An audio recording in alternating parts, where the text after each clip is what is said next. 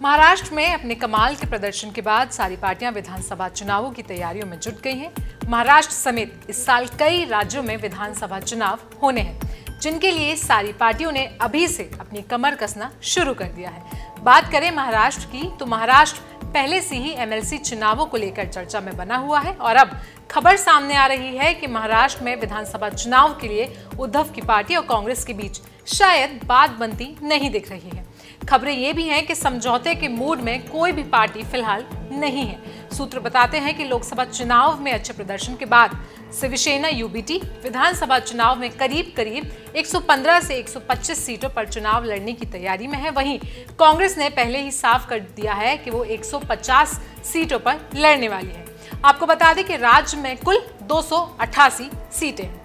नमस्कार, मेरा नाम है आयुषी और आप देख रहे हैं जनसत्ता।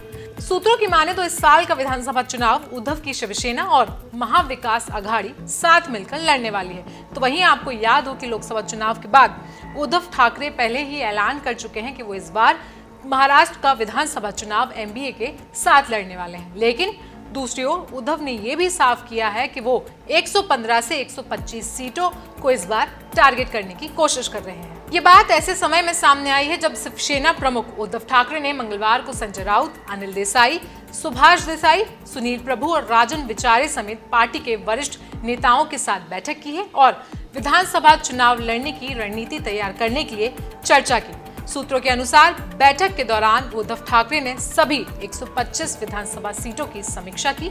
बैठक में उन्होंने कहा कि वे इन सभी सीटों को टारगेट करने के लिए एक थिंक टैंक के साथ एक वॉर रूम की तैयारी भी कर रहे हैं। दरअसल शिवसेना यूबीटी पिछले वोट मार्जिन के आधार पर इन 125 सीटों की मांग करने वाली है। इसके अलावा पार्टी इन सीटों को पिछले विधानसभा चुनावों के मुकाबले वोटों के आधार पर ए, बी और सी लेवल में डिवाइड करने वाली है। बात करें 2019 के विधानसभा चुनाव की, तो 2019 के विधानसभा चुनावों में ये पिक्चर पूरी ही अलग थी।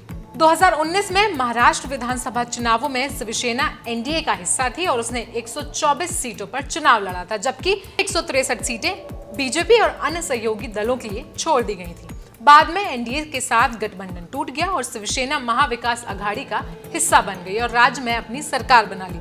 फिर 2022 में शिवसेना में टूट हो गई और एकनाथ शिंदे खेमा 30 से ज्यादा विधायकों के साथ एनडीए का हिस्सा वापस से बन गया और फिर राज्य में शिंदे को ही मुख्यमंत्री बनाया गया। हालांकि 2024 के लोकसभा चुनावों में उद्धव ठाकरे ने 22 सीटों पर चुनाव लड़ा। इतनी ही सीटों पर शिवसेना ने 2019 के लोकसभा चुनावों में भी अपने उम्मीदवार उतारे थे, तब वो एनडीए के साथ थी और यही वजह है कि पार्टी पिछले विधानसभा चुनाव की सीट बंटवारे के फॉर्मूले पर ही ध्यान केंद्रित इस बार भी करना चाहती है और 125 सीटों को इस बार भी वो टारगेट बनाना चाहती है। लेकिन यहाँ दिलचस्प बात यह है कि महाराष्ट्र कांग्रेस प्रमुख नाना पटोले पहले ही कह चुके हैं कि पार्टी हालिया लोकसभा चुनावों में प्रदर्शन के बाद आगामी विधानसभा चुनावों में 150 सीटों से कम पर समझौता नहीं करेगी।